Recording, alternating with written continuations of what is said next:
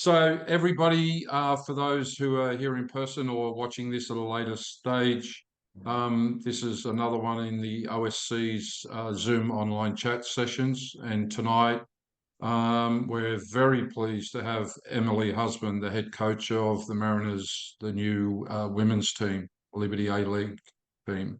So welcome, Emily. Thank you very much for having me. So what we do here, we'll just ask a few questions. We've got 11, but then those that are in might put in the chat some other questions that we'll add in. Most of them will be more football. Well, they'll all be football related, but some of them are a little cheeky, and we'll leave those to the end. So the way we like to start these is if you can tell us a little bit about yourself so that we can get to know you better, what your football journey's been, and what brought you to the Mariners. Yeah, absolutely. It's been an unbelievable journey for me so far. I always find myself saying that I've been really lucky in my journey, and that was throughout my footballing career and then my coaching career. But I keep getting told that you make your own luck. So I guess make of that what you will.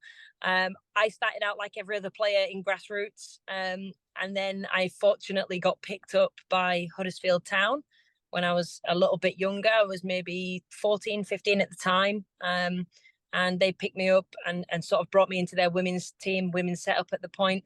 And that was kind of where I guess my game really flourished. From there, I sort of went into play at the state level. And then I got a scholarship to the University of Texas at Brownsville. Spent 4 years there, which I absolutely loved. From obviously getting my degree, but to also feeling like a professional footballer and, traveling and training every single day. It was, one of the best times of my life. Just after I finished university, I then went back home and played for Manchester City for a little bit. That was right before the women's team at that point transitioned over to the men's training ground.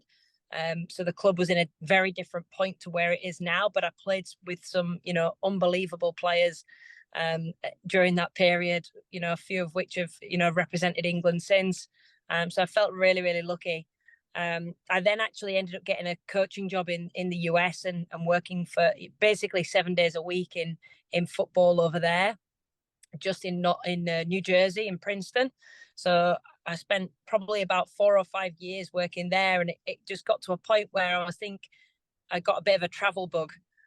So that's where I sort of ended up sort of traveling the world a little bit, having a break from football, which sort of resulted in ending in me in Australia. The day I arrived in Australia, I actually met John Curran, who's my ex-boss from Sydney University, and I met him the first day I landed, and I've never left Sydney University since, up until obviously now gaining the Central Coast Mariners job, which came about after speaking with Sean one day, and things sort of developed from there.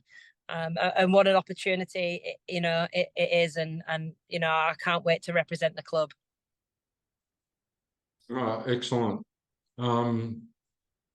So yeah, that sounds really exciting. So, when it comes to your football career, who do you think influenced your view on football or your desire to be a footballer when you were growing up? I think when I was growing up, I think one of one of the defining moments for me was watching a film called Bend It Like Beckham. I don't know how many people out there have ever seen the film Bend It Like Beckham, but it was a defining moment for me, because in that film, one of the girls gets the opportunity to go to America and go and play college football over there, and that was the point where I was decided that that's what I wanted to do. After falling in love with the game at a young age, because my brother and my dad were always playing it in the house, and I felt a little bit left out. That was kind of the reason why I started.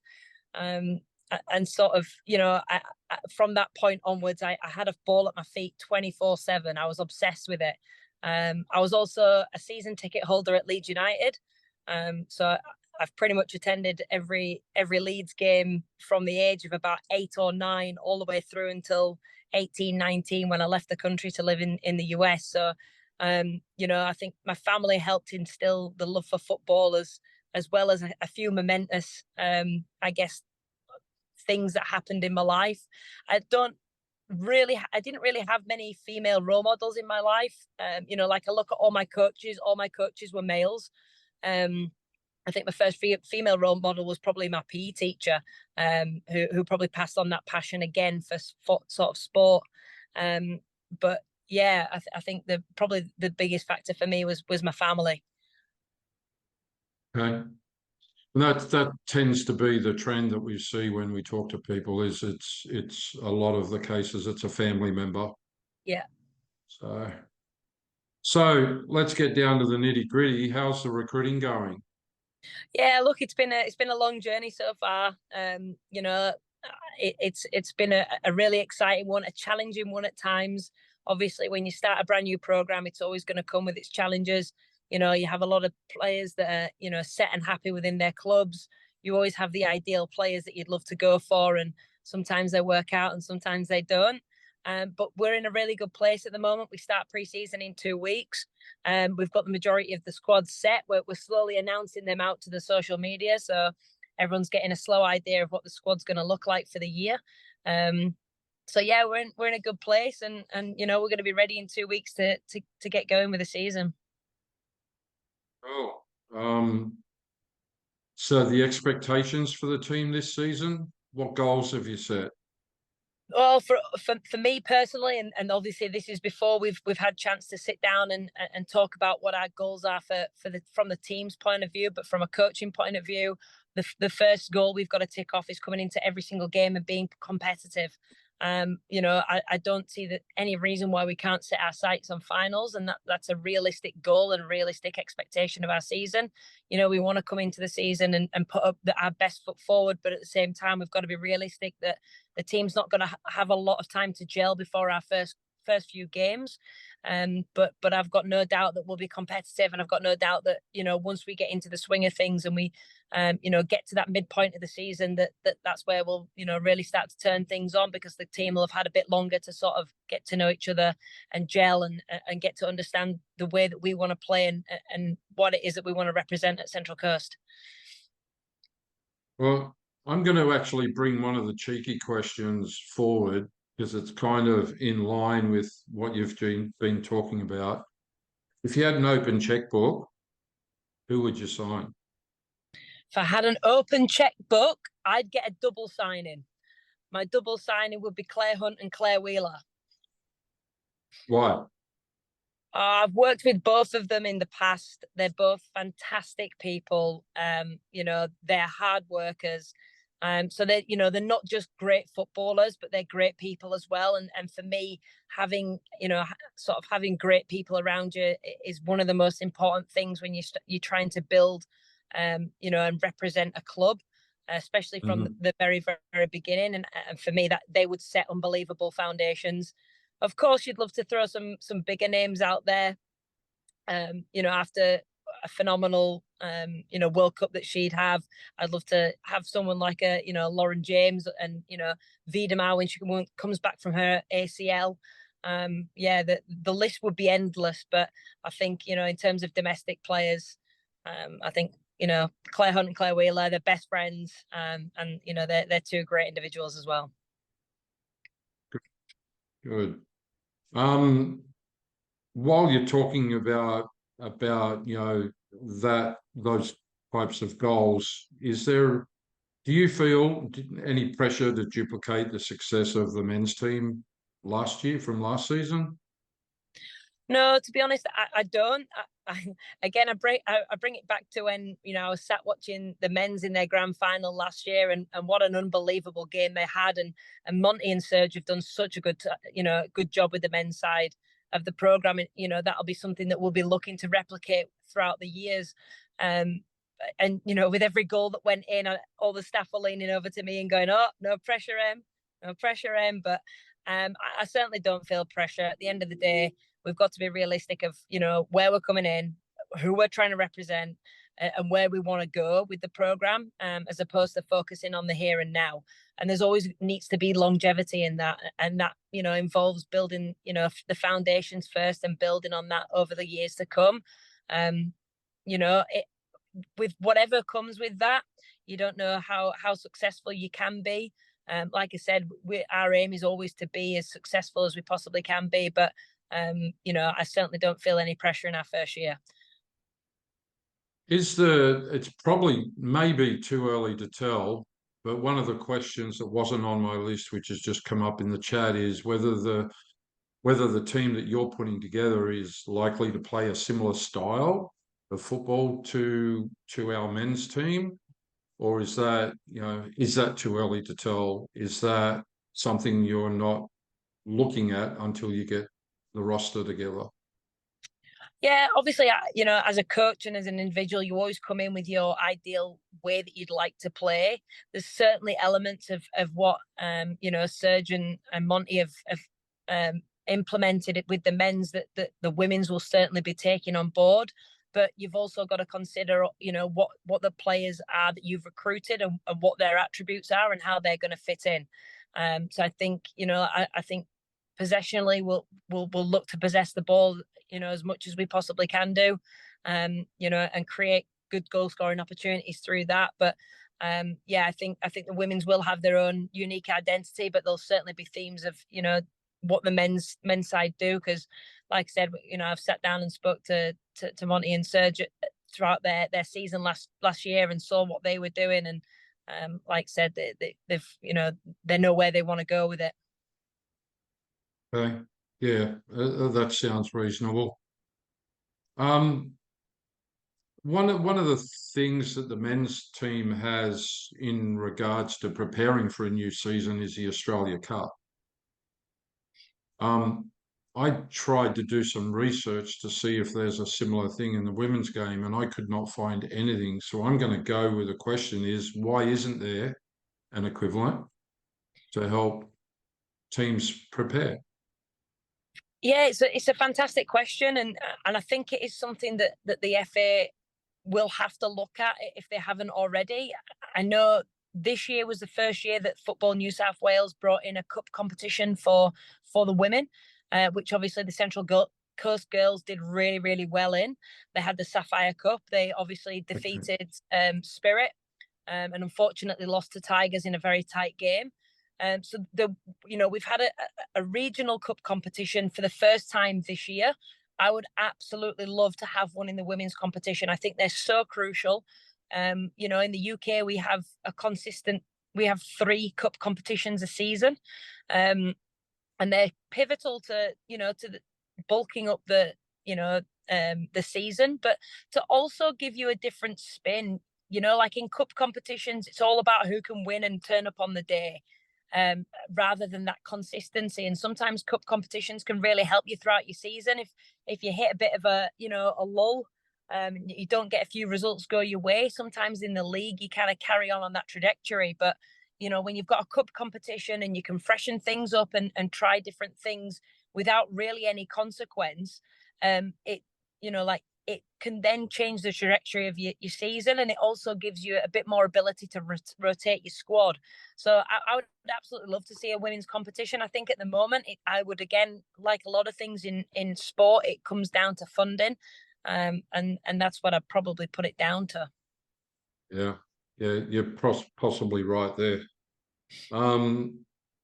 Recently, my wife and I were in the UK, and whilst we're in Scotland, we met up with some people who, in a little town south of Glasgow, who follow the A-League fairly well.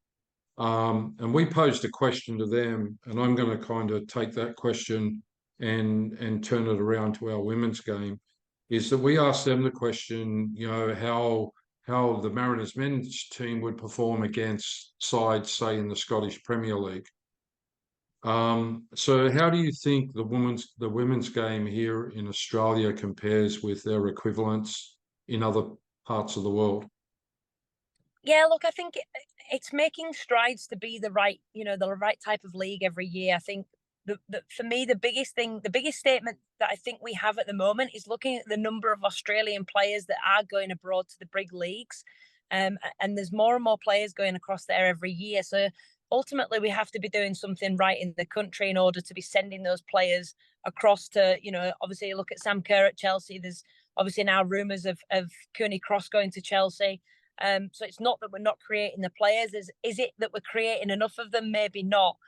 But I think the first thing to do to strengthen our domestic league would be to bring those players home that are playing in Europe. And the only way we're going to do that is by, again, investing in the women's game, which you hope will come after the World Cup. But I think, where we are right now, I think we could compete with a lot of leagues across the world if we had our domestic players, if we had our Matildas in the A-League playing at home, and we had the very best representing us. Yeah, I couldn't agree more. So the fixtures are out for the season. F3 Derby to start with. Yeah. Couldn't start a better way, particularly at home. Is there going to be a trophy like the men's have? Do you know? I think there's been discussion around it, but I cannot confirm yet. I don't know how far that discussion's gone as of yet. Okay. I had a quick look, and unless I've misread, are there portions of the season where there's a 2-week gap between games, or 10 days to a week, 2 weeks? Yeah, so there's a couple of breaks in the season already for sort of the international breaks where obviously, players can go and play internationally and represent. There are a couple of those breaks. I know there's one not too far after I think it's after round 3. We've got a little break after that. And then again, I think there's one in January. So there are a couple of breaks in there that, will allow us to freshen up a little bit and allow us to spend a bit more time on the park before, continuing on with the league. So that kind of makes me think that you see that as a good thing for our first season. Yeah, look, I think I think sometimes it gets a bit monotonous playing games every single week and having a similar schedule. I think it's good to have little breaks in there because it gives. I think what sometimes you forget when you're in a professional environment is the demands that it has on the players on a weekly basis. They're in training every day. They're slogging away. Their breaks only come at the end of the season, and then obviously they get a few months off depending upon the length of the league and things like that. Or in the girls, obviously they've been bouncing between the NPL and the A-League for so long, they've almost had a 12-month season ongoing. So I certainly think the breaks in the season are positive. Regardless of what they end up being used for, whether it is an international break or whether that's just bye weeks, that if there happens to be games that need to be rescheduled, that gives you that window to reschedule those games. And in the case of things that can't go ahead for whatever reason, whether it be heat, whether it be weather, or whatever it might be. Okay. No, good. Training. So have the girls that have been signed yet? Are they training together, or are they still with the clubs that they're playing with at the moment? Yeah, so most of them are still with their NPL clubs at the moment. We don't start training until September the 5th. We're having a little weekend away before that just to have a bit of team bonding, just to spend a bit of time together, go through our values, go through our goals for the season, and spend a bit of time getting to know each other. But yeah, we start in 2 weeks' time now. So some of the girls have decided that they want to take a little break before then coming back into the A-League women's season. Some girls want to carry on playing through. So some of those are still playing in the New South Wales NPL and amongst a couple of other leagues. Okay, and you're based out of the sports college up at Carrying On. Yes. Yeah, we are. So we can't wait to get started up there. Okay. Do you see that changing in the future? Look, we've got a great relationship with the school at the moment, and we've got a plan in place, to upgrade and to build a women's centre of excellence up there. So, I certainly think there'll be longevity in our relationship. You can never say never, but I certainly think the girls will be settled up there for a good few years. Okay. All right. So moving on to some other questions. So we have a 9-year-old granddaughter who loves her football. So what advice would you give any young girl on what she can do to achieve as much as she can in football? I think for me, the biggest thing is as long as players continue to love the game, they will always go far. I think when the passion and the desire comes from the individual, there's no stopping how far they can go. I've seen 9-year-old girls. I've seen girls come into football at 12 years old and go on to represent at 14, 15 because for those 2 years they've done nothing but hit a ball against the wall or go and watch football or just be involved in it for those in 2 years and they really get themselves stuck into it. For me, the biggest thing will always be as long as the individual loves the game, they'll stay in it for as long as they possibly can do, and they'll always go far with it. But it's great to see that we've got players out there that after this World Cup, they'll have been inspired, they'll have grown that love for the game for not just playing it but watching it as well and supporting it and talking about it, and that's just as important. Yeah, no, absolutely. I never thought I'd ever meet a 9-year-old who could yell louder than me, but I think being an unbiased grandfather, I think that's true, particularly when she's watching it on TV. She's a little bit more reserved when she's at the ground, um, but at home. Um, the job, getting the job. So one of our attendees has asked, did there have to be a Leeds connection for you to get the job? It's becoming a conspiracy theory, right? You can only be working at Central Coast Mariners if you support Leeds. Now, look, I know they went through a lot of coaches to sort of, ultimately decide what it is that they wanted. I know they went through a long process to find the right person for the job. When I sat down and spoke to Richard and to Sean, for me, when I look at it being a community club, I look at its values and what it represents. I knew from my side of the part of the table that it was everything that aligns with who I am and what I represent. And so I was confident in knowing that if I was to get the job, that I would, uphold the values of the club and want to represent them in the way that they want to be represented. So I think there was probably an element of that in there. And look, it doesn't help. It doesn't hurt to be a Leeds fan, does it? No, no, that seems that way at the moment. So yeah. Um, so we'll leave one of the questions to last, which might be the most important question. But another question is, who do you feel is the greatest of all time in the women's game internationally, past or present? That is a fantastic question. I think there's quite a few. I think you go back and you sort of look at like an Abby Wambach, or you look at a Christine Sinclair and what they've done for the game with through the history. Um, you know, you look at Kelly Smith in England, who again did fantastic things for the game back there. You look at Marta for Brazil. What an unbelievable footballer, and I think there's some young footballers in the Women's World Cup this year that have also done unbelievable things. I think for me the great thing about the women's game is that there's growth in it every single year. And just when you think you found the greatest of all time, somebody else comes along and steals the trophy. But I think certainly for me, probably as an individual, I'd probably have to go with Kelly Smith just because she was English. She was somebody that I looked up to when I was younger. And I absolutely loved her. I thought she was a fantastic footballer. So on the World Cup, were you surprised at how much acceptance of the game in Australia, the match attendances, not only in Australia but in New Zealand as well? Did that come as a surprise to Yeah, you? I think it did to an extent. I do think it did. I didn't think there'd be that high of a demand for the tickets, and I certainly didn't think that the country would end up getting behind the Women's World Cup like it has. I think that's been unbelievable to see. You know, you look at the shirt sales, you look at how many games had to be upgraded to bigger stadiums.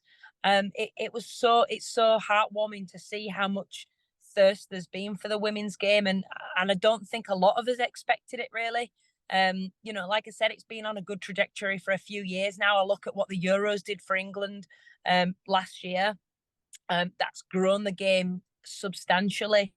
The crowds have gone absolutely berserk. You know, we were only getting 2,000 to 3,000 people in the WSL at, you know, watching your Chelseas, your Man Uniteds, your Arsenals. Now they're looking at, you know, filling stadiums of 30, 40, 50,000 a week. So, you know, I just hope that after this World Cup that we kind of follow that same pattern and people get behind the A-League, because I think it's been proved this year that we create, you know, the next generation of players. You look at Courtney Vine, you know, you look at every single one of the players that have played in the, you know, for the Matildas have come through the A-League at some point. So the future's there, and they just need to be supported. Yeah, and I think the positive thing for me is the number of people who are talking about the women's game, and not only just talking about it, but also recognizing some key factors. You know, that the game is to a degree somewhat different than the men's game, and so that the people who are talking about it are a bit more knowledgeable about it as well. Yeah, absolutely. I couldn't agree more. You know, like I went for a walk a couple of weeks ago, and I walked past a cafe to be, and I walked past a table of four men sat discussing the Matildas game from the night before, and you know, so with some great, you know, technical and tactical detail, and it was just so, you know, it's so great to see and hear that, you know, it's not just about what this is going to do for young little girls in their, you know, in their football careers. It's what it's doing to the boys and the men as well.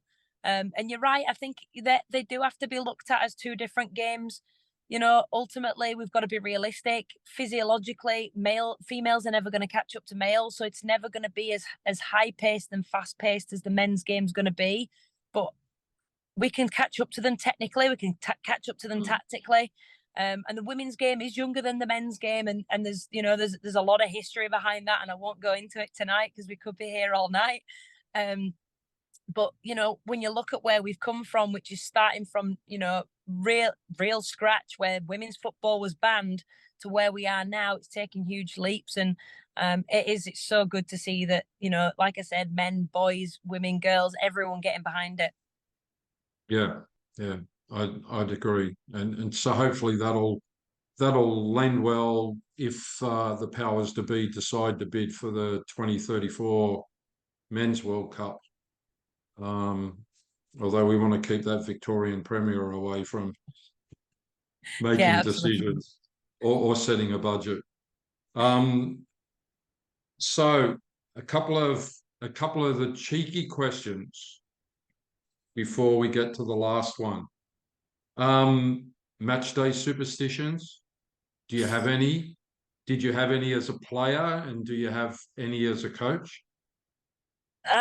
Funnily enough, I don't as a manager. I think my focus on game day is always around the players. They're the ones that you know, I'm constantly focusing on and wanting to make sure that everything's right for them.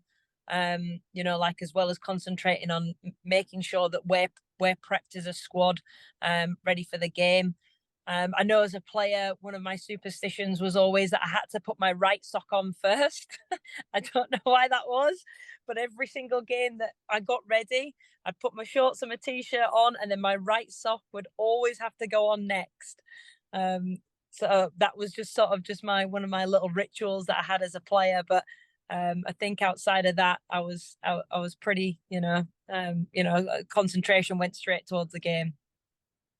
Have a chat with Matt Simon and ask him about his impression of match day superstitions. I won't divulge it here, but so the other one is, if you weren't involved in football, what do you think you might be doing to earn a living? Which quite possibly could be the hardest question anyone's ever asked me, because I've thought about this endlessly at the times in my life when when I've thought about giving up football because, you know, you sacrifice so much for you know, not earning a lot of money. And there's been times where I've gone, should I just walk away from it? Should I give up? But then I don't know what else I go into, because my whole life, as you know, as far as I've known it, has just been football every single day, whether it's coaching, whether it's playing, whether it's talking. So do you know what? Maybe I need to sit down and have a discussion with somebody about that one, because I don't have the answer myself. Okay. Yeah, it's we ask those two questions of everybody who we chat with. So yeah. So before we do get to the last one on my list, one has come in through the chat. So I assume they want to know who's the greatest player between Messi or Ronaldo, in your Always, opinion. always a great debate. But I've got to go Messi. Unfortunately, because I'm a Leeds fan, and because Ronaldo played for Manchester United, unfortunately, he's always going to stay, you know, second to Messi in my opinion. But I think, look, there's always going to be an argument for both. You look at, you know, they're two very, very different footballers, but still fantastic at what they do. You know, you look at Messi on the ball and how great he is with his left foot. You know, he's just is absolutely something else. But at the same time, the athleticism of Ronaldo and that ability on his right foot, you know, you can't argue with that. So I think, although they're very different, I'd still have to edge Messi. Okay. All right. So now we're going to get to the most important question of the night, and that is what is it that you would like to see us fans do to help promote our new team and the women's game? Again, it's another fantastic question. I think it's all about the discussion. I think talking about it, and getting things out there on social media and growing the number of people that are aware of it is the first step. The more people we can get aware, and the more people that want to come and attend games, and that, you know, feel involved in the club, you know, the more that you can create that fan base. And you know, once we get there on game day, you know, I've been there at the men's games and seeing how well the fan base get behind the men's team. You know, I have no doubt that you know, you'll do the same thing with the women's. But I think the first, you know, the most important thing is getting it out there, to as many people as we possibly can do on the coast, and letting them know that, you know, we're here to represent you guys on the field in everything that we do. And we can only do that by being in contact with you, and you know, by having, you know, good discussions, and doing things like tonight, and being out in the community, and meeting people, and you know, people like you guys, you know, talking about us, and you know, talking about our players, and talking about what we're doing. You know, I think all of those can help. Okay, and we do. I don't know if the club has shared with you, but we have set dates for similar sessions like this through until just before Christmas, and some of those have been set aside without names against them for members of your team, so they can come on and answer similar questions. Fantastic. We'll certainly get some of the girls on. There is another question that's come in across the chat, which is whether so the men's team, they have ambassadors for local clubs, or you know, a player gets assigned to a local club as an ambassador. Is there a plan to do that with the women's team as well, to get them Yeah, I out think into the community? Yeah, absolutely. I think once we've got sort of ourselves settled, and once we've got, you know, a good idea of where we're at as a team, and you know, got through our sort of our pre-season, I think that'll be something that we'd certainly look to do. I think, like I said, the connection with the community is really important, not just from myself, but from the players and from the club. So that'll be something we'd certainly love to do. And I know from, you know, talking to a lot of the girls, they, you know, they really enjoy having that engagement, especially with, you know, a club where you know that you can have that connection, and you can go in and meet the players, and meet the club members, and the people who make it happen, the volunteers. So you know, I certainly think that's something that we'd love to do. Okay. But certainly, I know that I feel I can speak on behalf of the rest of the committee and its members of the OSC that all you need to do is, if you need something for us to help promote something, just reach out to us and let us know. So yeah. Thank you very much. That's very much appreciated. All right, Emily, I think that's all the questions. I might just kind of talk real slow in case somebody else has another one that they put in the chat. But it's been a real pleasure, and we thank you for spending, you know, the last 40 minutes or so with us to answer those questions and talk about the game. And yeah, we wish the team all the success that you can have this season. Thank you very much. No, I really appreciate you guys, having me on here. Like I said, for us, as much exposure as we get, and the more I can get to know everybody out in the community, the more, special we can make this, and the more we can represent you. So I really appreciate you guys having me on. No worries. Well, we won't hold you up any further. Enjoy the rest of the evening, and we'll have a chat later. Thank you very much. Cheers, Colin. Have a great All right. night. Thanks, Emily. Bye. Bye.